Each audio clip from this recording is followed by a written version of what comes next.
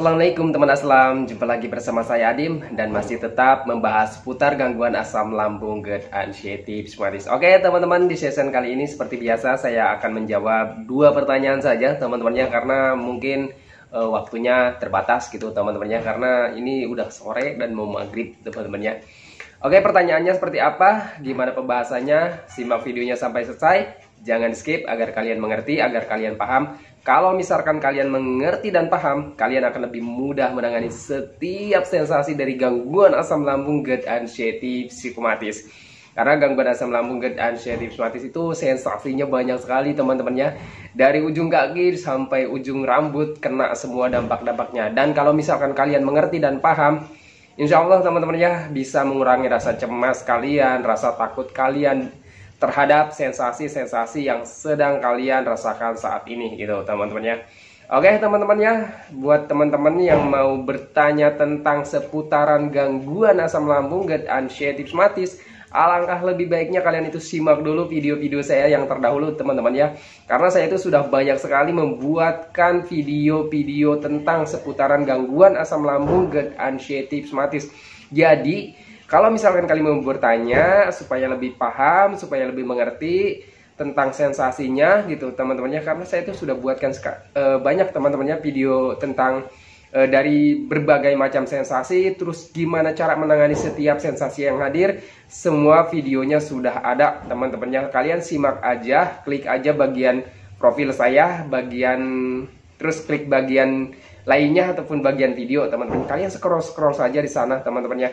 Banyak ya teman-temannya, kalian simak, pahami, lalu terapkan ke diri kalian, ke kehidupan kalian gitu teman-temannya, agar lebih cepat membaik dari gangguan asam lambung, GERD, anxiety, psikomatis. Oke teman-teman ya, kembali lagi ke pembahasannya teman-temannya, catatan ya. Dua catatan aja sih sebenarnya teman-temannya. Kalau misalkan saya jawab pertanyaan-pertanyaan teman-teman itu banyak sekali kalau misalkan saya buatkan video, dan kalau misalkan saya jawab di kolom komentar itu pertanyaannya banyak teman-temannya, jadi nggak mungkin bisa terjawab semuanya. Dan juga kalau misalkan diketik itu panjang lebar saya kalau misalkan dijelaskan di kolom komentar gitu teman-teman. Jadi kalian itu tinggal simak aja video-video saya gitu ya.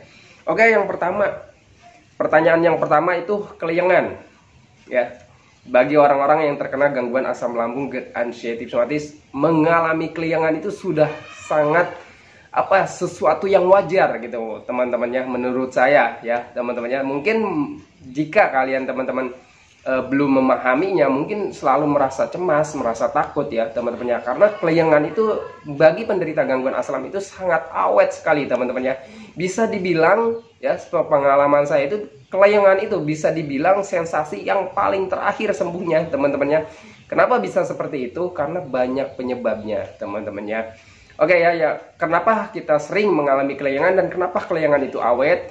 Penyebabnya itu kita itu terkena dua gangguan teman-temannya. Yang pertama dari sistem cerna ya, dari gangguan asam lambung ataupun dari medisnya.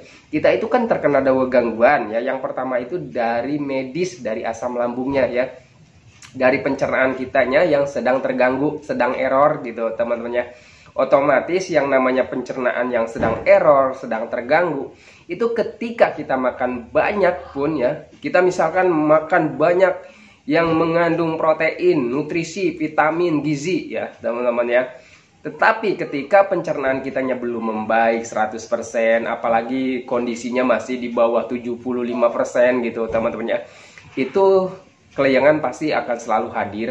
Kenapa? Karena memang pencernaannya terganggu, pencernaannya error. Jadi serapan nutrisi, vitamin, gizi dari makanan yang kita konsumsi itu, nilai kebaikan makanan yang kita konsumsi itu tidak bisa diserap sempurna ataupun diserap sepenuhnya oleh pencernaan kita gitu teman-temannya. Nah, jadi kalau misalkan pencernaannya sedang terganggu, apa yang harus dilakukan ya teman-temannya? Jadi kalian itu misalkan ya, pencernaan kalian ini sedang terganggu ya, terus sering mengalami kelayangan gitu teman-temannya. Menurut saya wajar ya teman-temannya. Jadi kalian itu harus bisa menganggap hal yang wajar gitu teman-temannya. Wajar nih ya, saya sering kelayangan, sering lemes ya, gemeteran, karena pencernaan kaliannya sedang terganggu gitu teman-temannya.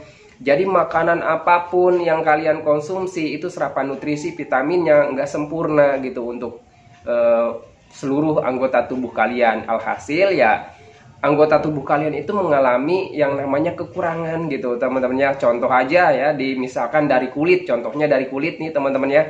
Ya kalau misalkan kulit itu butuh nutrisi, vitamin, gizi ya teman-teman ya sekitar 100%. Nah karena pencernaan kitanya sedang terganggu, sedang error ya, serapan nutrisi, vitamin, gizi dari makanan yang kita konsumsi itu tidak terserap sempurna 100% ya sepenuhnya gitu teman-teman ya. Alhasil kebutuhan untuk tubuh kita itu juga kurang. Contoh dari kulit mungkin ya kekurangan vitaminnya yang harusnya 100% dapatnya cuma 20% ataupun 5% gitu teman-teman ya. Jadi ya wajar menurut saya teman-teman ya, karena kebutuhan untuk tubuh kita itu belum terpenuhi karena pencernaan kitanya sedang tidak baik-baik saja ataupun sedang terganggu. Lalu gimana Bang Adim cara menanganinya? Ya pengalaman saya, walaupun kita itu sedang pencernaannya sedang terganggu, kita akalin saja gimana caranya teman-teman ya, setiap hari, setiap jam, setiap menit, setiap detiknya itu kebutuhan untuk tubuh kita itu tetap terpenuhi. Gimana caranya? Perbanyak ataupun sering makannya teman-teman ya, sering ngemil, sering minum. Itu yang selalu saya lakukan saat terkena gangguan asam lambung GERD anxiety, karena saya menyadari bahwa sistem cerna saya sedang terganggu ya gitu teman-teman ya. Asam lambung saya sedang tidak stabil, sedang tidak normal gitu teman-teman ya. Tetapi makanannya juga harus tetap dijaga. Kenapa harus tetap dijaga?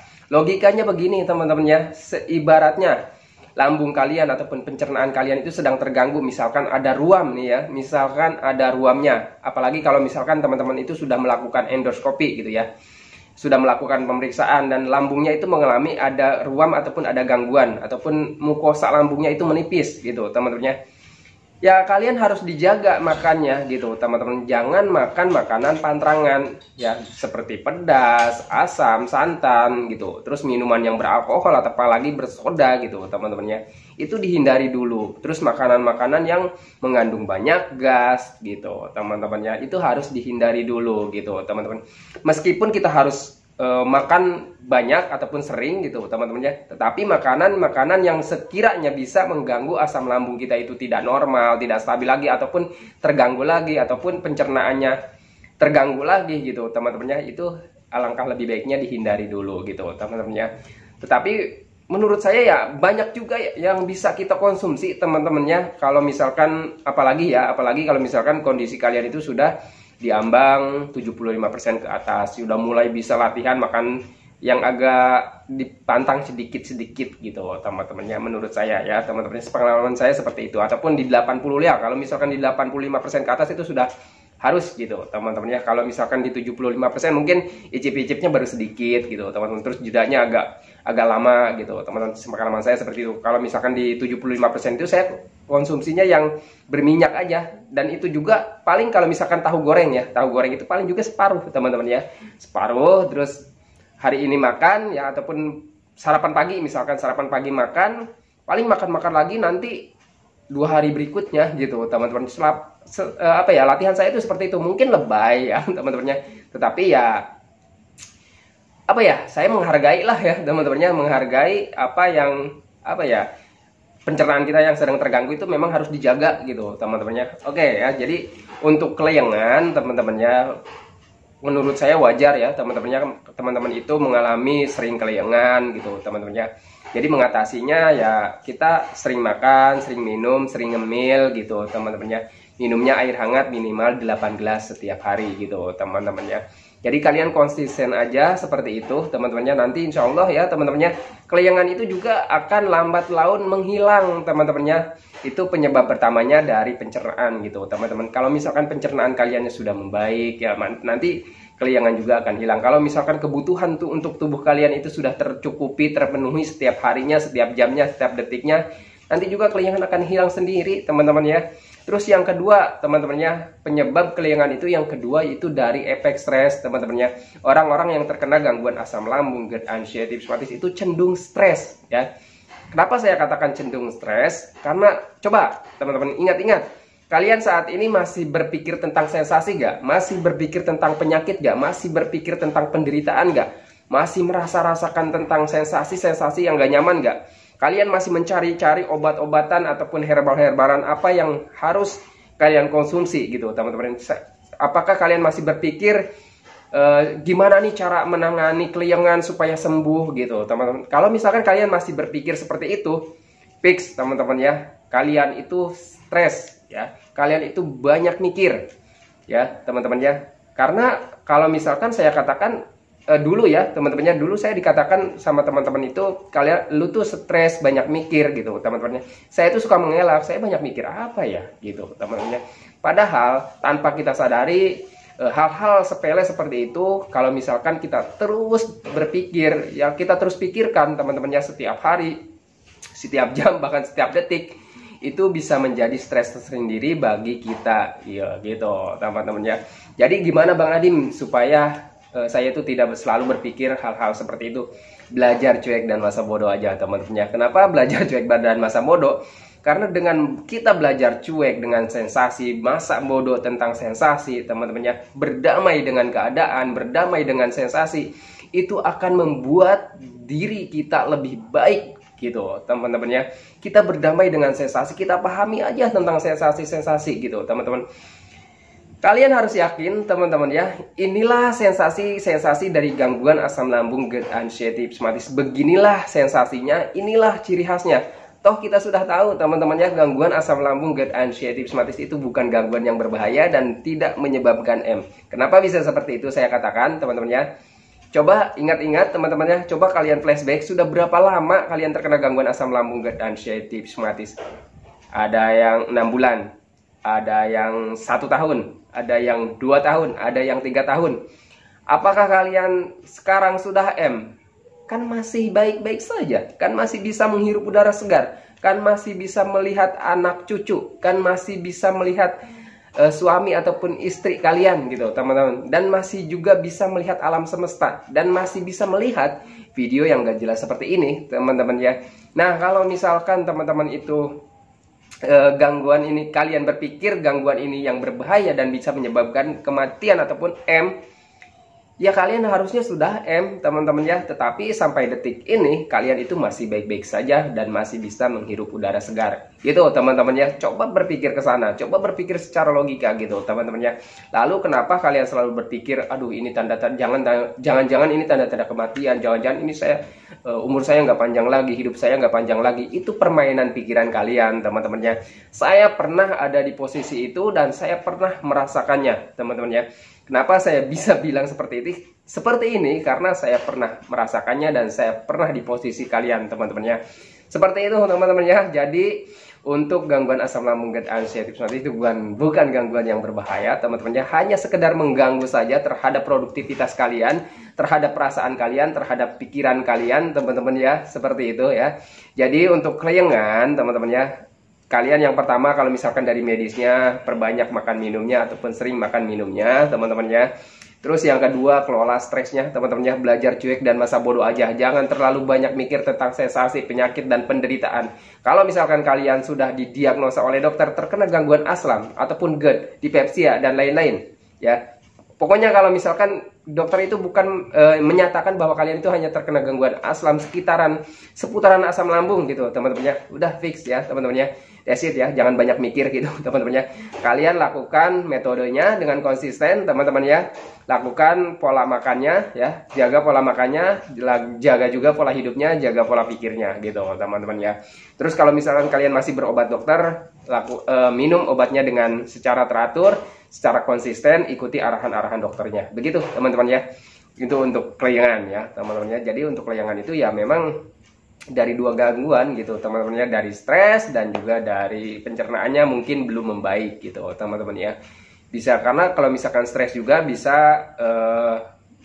mengganggu ke pola tidur gitu teman-teman ya. Jadi banyak sekali orang-orang yang terkena gangguan asam itu mengalami sulit tidur juga, dan kalau misalkan sulit tidur itu pasti di siang harinya kualitas hidup kalian itu kurang maksimal gitu teman-temannya. Pasti ya sakit kepala, pasti juga keliengan gitu teman-temannya, karena sulit tidur itu juga efek dari stres juga gitu teman-temannya. Karena saya juga dulu pernah mengalami, dan sebenarnya untuk sulit tidur itu bukan hanya orang-orang yang terkena gangguan asam aja, orang yang normal juga sebenarnya bisa mengalami sulit tidur ketika banyak pikiran ataupun stres gitu teman-temannya. Jadi kalian pahami aja ke sana ya teman-temannya. Waduh, ini baterainya udah mulai lowbat. Oke ya, itu untuk penyebab kelayangan ya teman-teman, kalian pahami aja ke sana ya. Semoga kalian mengerti. Terus yang kedua, sering kambuh bang. Kemarin-kemarin itu membaik ya, 2 hari membaik dan sekarang kambuh lagi. Nah, sebelum kalian itu mengetahui kenapa sering kambuh ya teman-teman ya, kalian ingat-ingat konsisten nggak dengan metode 3P-nya. Kalau misalkan kalian tetap konsisten dengan metode 3P-nya, kabar baiknya kalian harus bersyukur teman-teman ya. Kalau misalkan kalian konsisten dengan metode 3P-nya, hari ini membaik ya, ataupun kemarin-kemarin membaik selama 2 ataupun 3 hari, terus sekarang kambuh lagi, itu sebenarnya kabar baik buat kalian teman-teman ya. Kenapa kabar baik? Menurut pengalaman saya teman-teman ya, sembuhnya dari gangguan asam lambung, GERD, anxiety, psoriasis itu bertahap. Ada fase demi fasenya, ada langkah demi langkahnya gitu, ada bagian demi bagiannya gitu teman-teman. Pengalaman saya seperti itu. Pengalaman yang pertama ya teman-temannya, pemulihan ataupun penyembuhannya, prosesnya gitu teman-teman, proses pemulihan atau penyembuhannya itu di awal-awal itu setengah hari ya teman-teman, setengah hari. Bahkan saya itu dulu mengalami beberapa menit ataupun setengah jaman gitu teman-teman. Saya dulu tuh mengalami setengah jaman agak membaik, dan selanjutnya banyak lagi sensasinya gitu teman-teman. Jadi ada tahapnya seperti itu. Saya itu mengalami hal seperti itu teman-teman ya. Kalau misalkan teman-teman itu mengalami 1 hari, 2 hari ataupun 3 hari membaik, terus hari ini kambuh lagi, nggak apa-apa teman-teman. Kalian harus bersyukur, kalian patut bersyukur teman-teman ya. Yang penting kalian itu konsisten menjaga 3P-nya gitu teman-teman ya. Jadi memang proses penyembuhannya dari gangguan asam lambung, GERD, anxiety, psoriasis itu pengalaman saya seperti itu.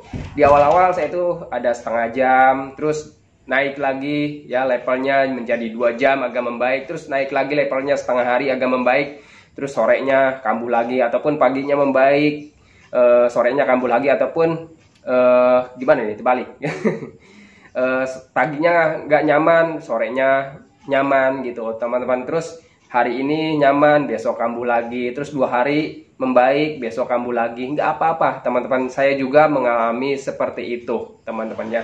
Karena pengalaman saya teman-teman memang seperti itu ya, pembaikannya itu bertahap, jadi nggak instan teman-teman ya. Sepengalaman saya sembuh dari gangguan asam lambung, GERD, anxiety, psoriasis itu nggak instan. Bahkan saya lupa ya teman-teman, saya bahkan lupa kapan saya mulai membaiknya teman-teman ya.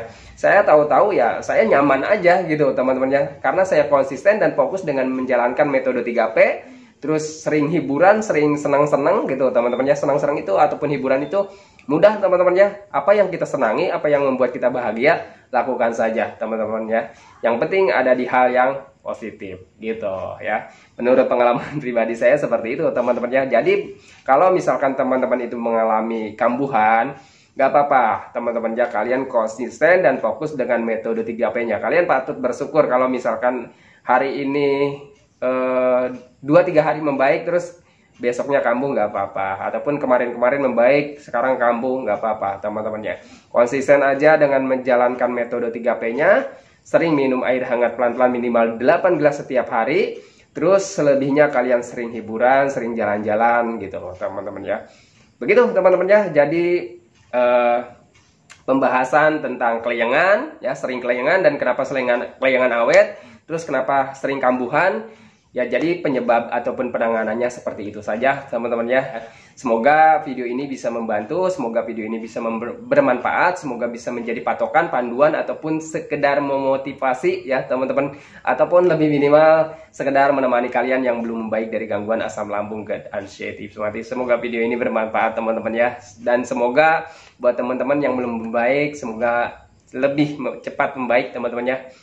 Oke teman-teman, saya akhiri videonya. Tetapi sebelum saya akhiri, saya doakan buat teman-teman yang belum membaik dari gangguan asam lambung, GERD, anxiety, psoriasis, semoga kalian itu cepat membaik. Semoga cepat kembali lagi keadaan kalian yang dulu teman-teman ya. Entah itu emosinya ya teman-teman ya, keceriaannya, kebahagiaannya, canda tawanya. Pokoknya hari-hari kalian yang berwarna itu semoga cepat kembali lagi. Karena saya yakin kalian itu sangat merindukan hari-hari kalian yang dulu teman-teman ya.